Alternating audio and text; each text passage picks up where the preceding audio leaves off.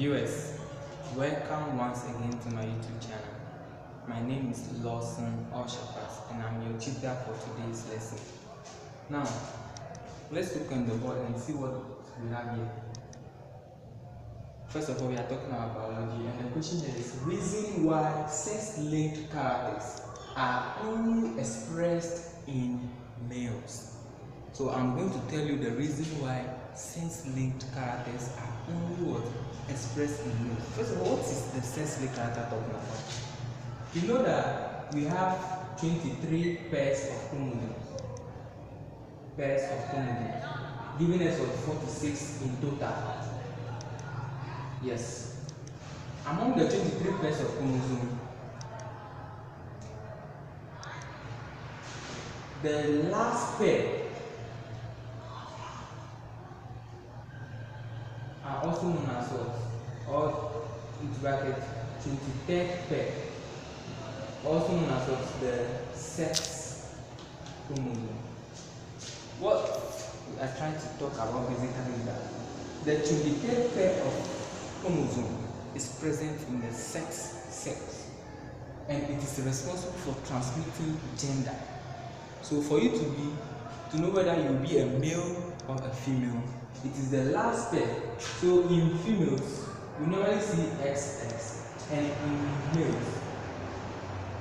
in males, you will see what? XY. They are the last pair, and the first 22 pair we refer to them as what? Autosomal chromosome, meaning or homologous chromosome. That means they are the same. They possess similar characteristics, so they are the same. Now let's look at something. The male is possessing Y and the female is possessing X. So for a character to be transmitted, or for the gender to be transmitted, that means the male is what? Responsible, because they are carrying a Y. Let's leave that, because that's not what we are basically coming to talk about today.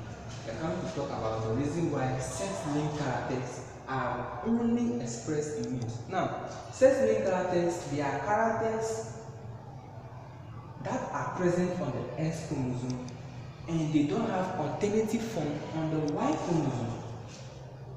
They are present on X chromosome, but they don't have alternative form on the Y chromosome. Example is what?